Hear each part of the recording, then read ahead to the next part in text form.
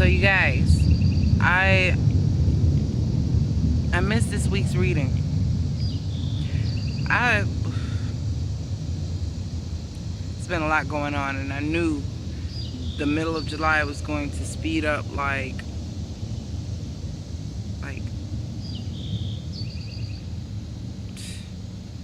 like a roller coaster, really. And it's okay. I'm not complaining. You know, I'm trying to find the gratitude in everything. Gratitude is the attitude. But I was taking a nap on my break, the first part of my break, and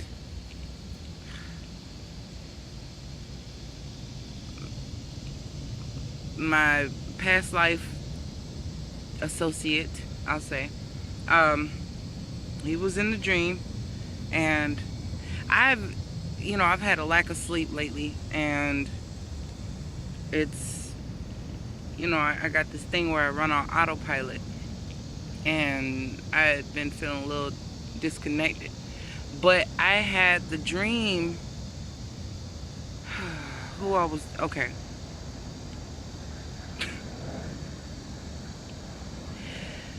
I understand why certain people are in my life now.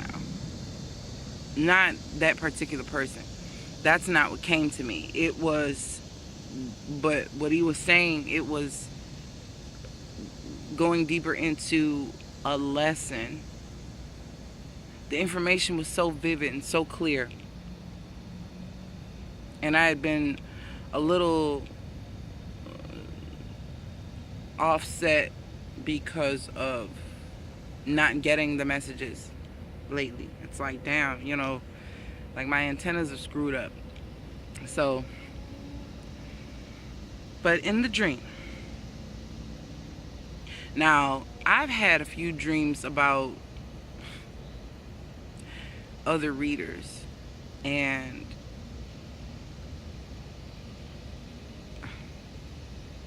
I don't judge them or anything like that, but I don't know why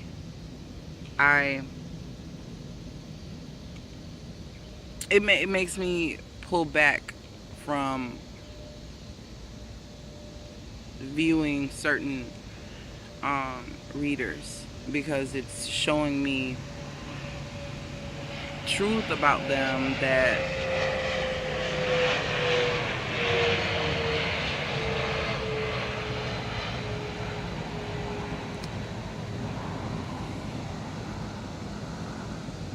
I don't want to put this.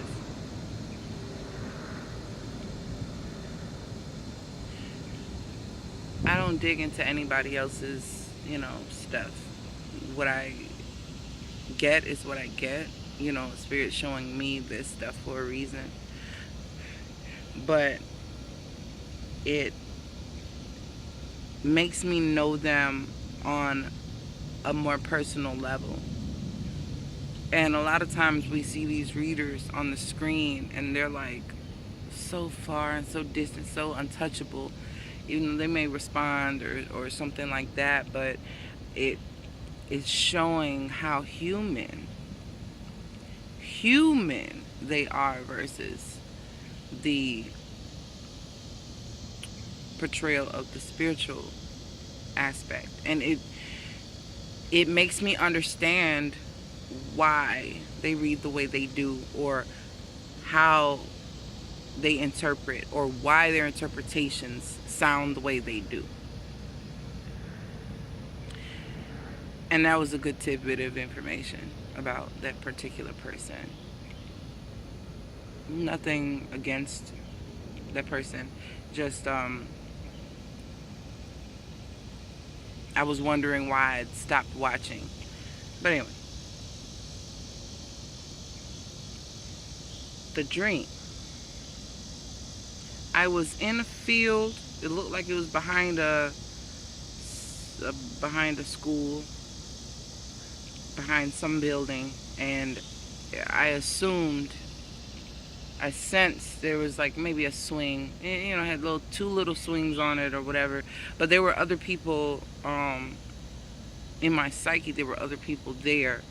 One is a good friend. female. One was a guy I didn't know. Um,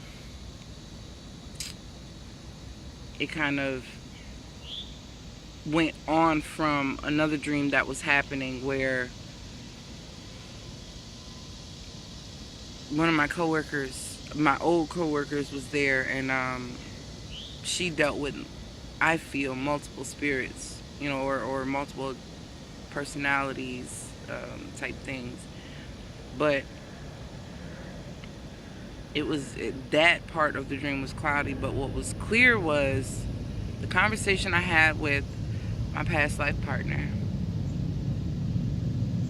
and the energy has been, it's like watching through a little bit of static. So I was like, okay, bump it. I gotta focus on something else. Life is happening. Life is still moving. And he was telling me about his brother's girlfriend being pregnant, or cousin's girlfriend being pregnant, or something like that.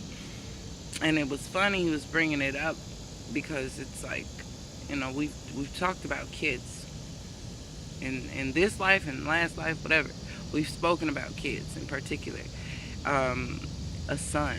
But it was, he repeated the same thing a couple of times, and it was like, okay, all right, so what am I supposed to get from it? So I get into the car that I'm driving, and I head out. I don't know where I'm going, and I don't know if I'm coming back. And it dawned on me what the conversation was really about. Because before I, physically pulled off, the pregnant girlfriend or whatever was like, she gave me a date. She gave me a very specific date, and she kept repeating it. She said she had a son. She kept repeating the date. May 26th, May 26th, May 26th. I'm due May 26th. Okay. All right. Okay. And it was, I went around the corner, and then I had to turn back around and come back because I'd left something. But on my way back, that's when I said, oh, it hit me. It makes sense. I get it. It makes sense. It makes sense. It's our parents. It's our parents. It's our parents. I kept, reiterating this. And mind you, I brought up my mom and her departed ex-husband, and how on paper, their death date was the same in different years, maybe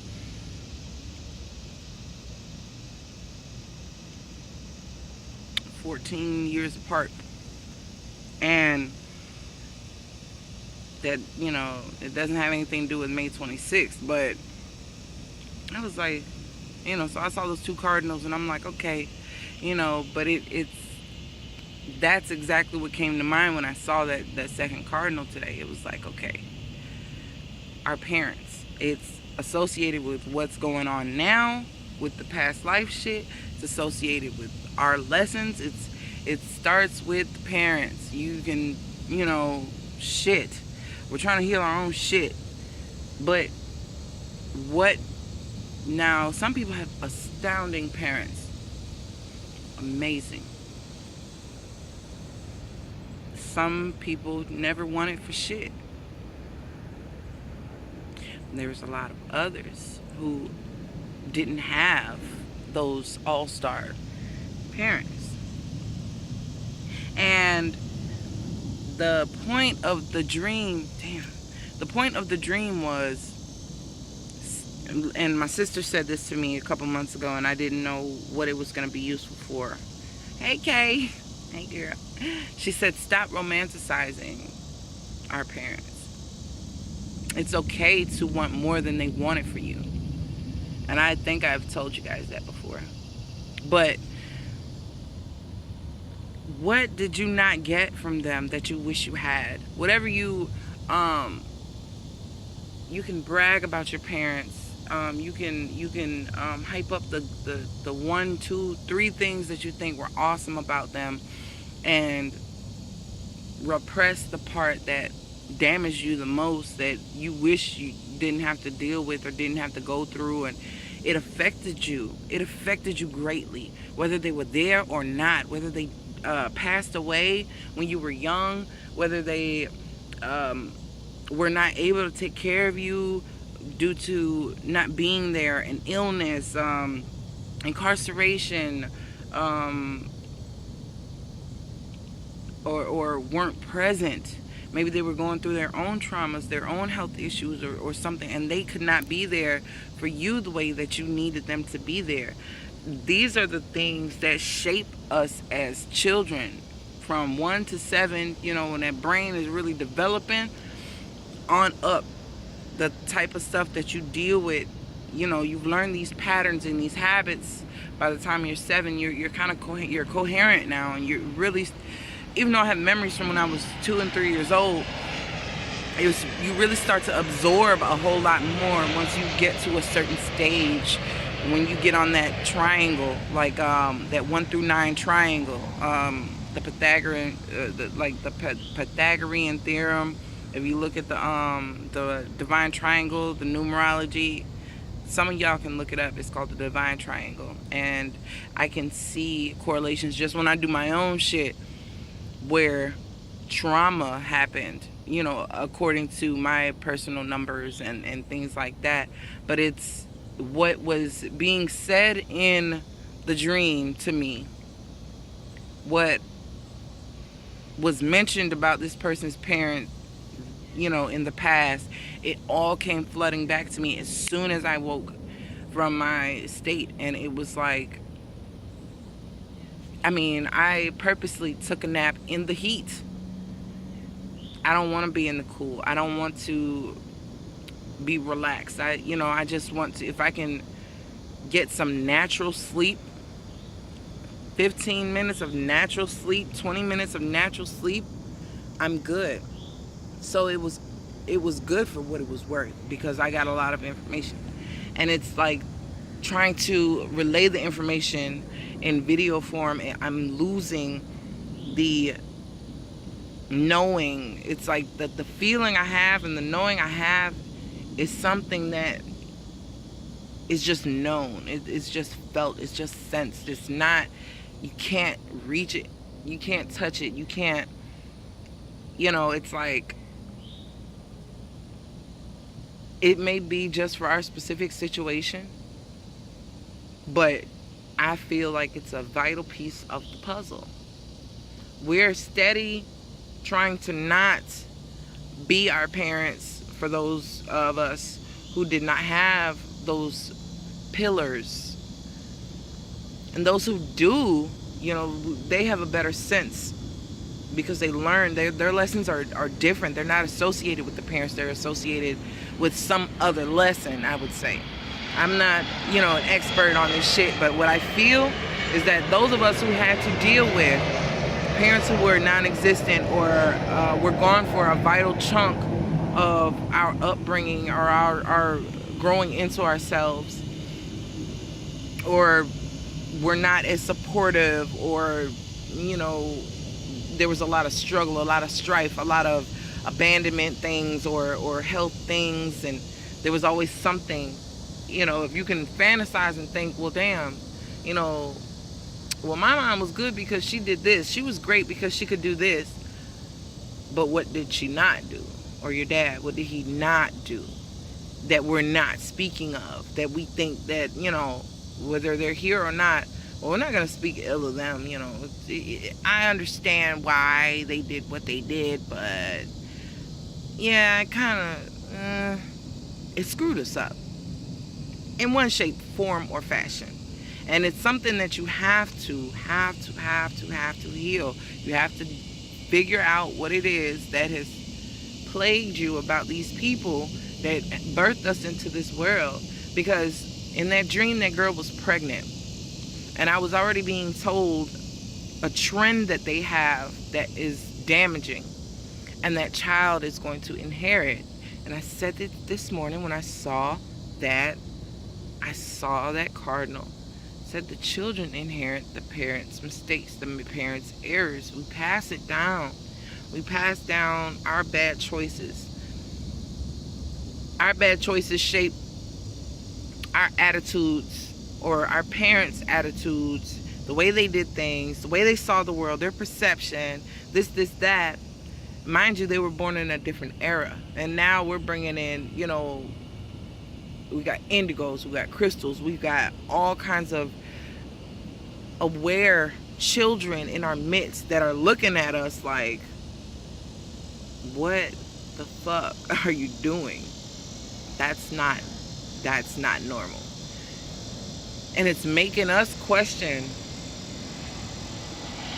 We praise these younger kids for being so insightful and being so advanced and this and that, when they're our elders in a way. They've kind of done this shit before. And if we don't realize that we've done this shit before, I swear sometimes I think my daughter is older than me. Some of the mannerisms, some of the things that, just like when I was a kid and they were like, oh, you've been here before you got old. So this child of mine, she's extremely special, extremely aware. I mean, we have a telepathic connection like it's nobody's business. And it's like, damn, I've seen her in action, engaging with somebody from my past, a family member that I was too timid or too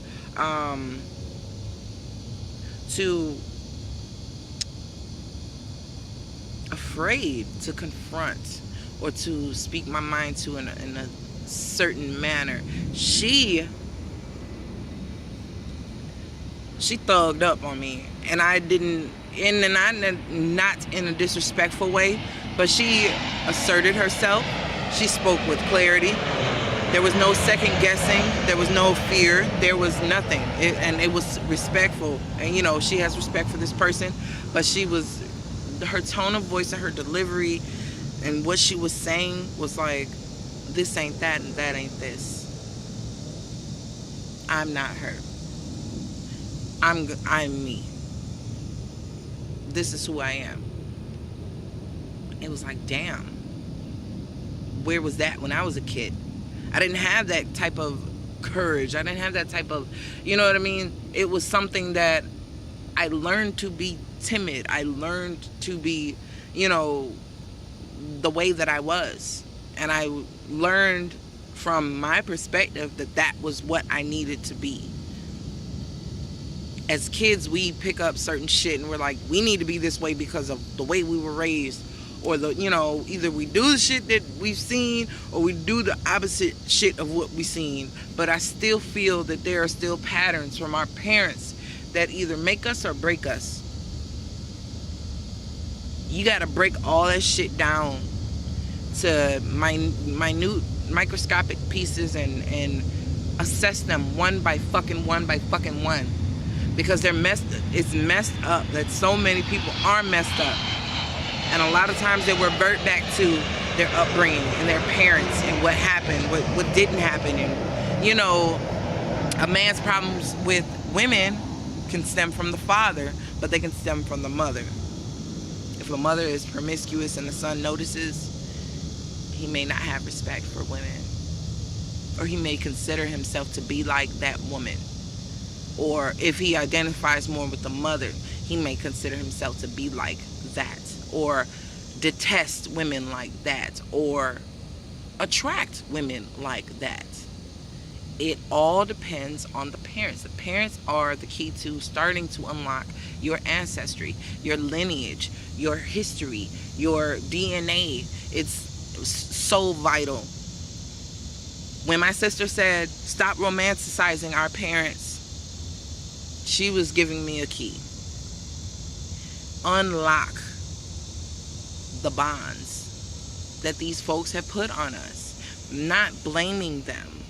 A lot of times they didn't even know that their choices would affect us the way that they would. And if they knew, a lot of times, I won't say all, but a lot of times that would make them think twice. If when they were 21, 25, 28, 32, whatever, and they were making these misguided choices, that it would fuck up your child that you already have, that you're about to have. Like, you change your DNA when you change your way of doing things, when you change your mindset. And a lot of times I notice people's I notice when people's mindset change for the better, because I'm attracted to it, because it's, they start to ascend. But then I also notice those more so that change for the worse. And you change your body's chemistry, you change your body's DNA by thinking a certain way. Your body responds. Your mind is the computer itself, and you're sending out commands constantly. The worry, the stress, the negativity, the depression, the anger, the envy, all of these, the lack, the sickness, that are these lower entity energies, being in them for too long will reconstruct your body and your mind and affect you in a physical way. Your child inherits your DNA at the time of conception, and you have given your child your ailments, your thoughts, your negativity, your bullshit.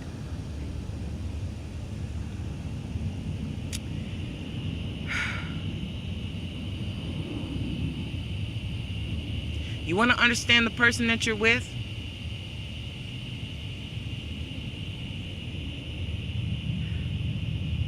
Now, I'm going to suggest something, and people may think I'm fucking crazy. Fuck it. I might be fucking crazy. But I know I'm not. When you talk to your spirit guides, ask for permission to speak to the parent responsible. Ask your spirit guides to speak to their spirit guides to contact those. Now, it's very risky. Now, I say be prayed up, be protected, and know what the fuck you're doing before you try some shit like this. But for those who are more advanced, who practice, shit, 22 on the clock. All right, I've been getting my synchronicities like crazy, 5, 6, 7 a night. But speak. No.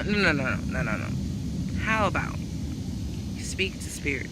Ask your spirit guides, your ancestors, your guardian angels, if you can speak to your partner, not somebody that you just like, somebody that you are definitely connected to, not just somebody you like. Hell, it might be them too. It might work. I'm not gonna knock it, because the spirit is intangible, and it can do many things. Ask for the permission to receive insight about the parent responsible for the person's damage. Not to use the information in a negative way, but to understand what you're dealing with. And if you're in this person's life and your karmic lesson, and you're helping each other heal, even if it's hurting at the moment. Something and that you find out could be something that saves this person's life.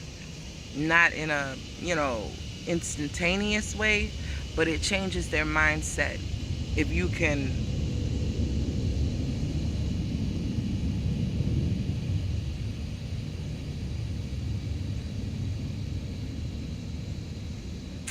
I wouldn't say reveal.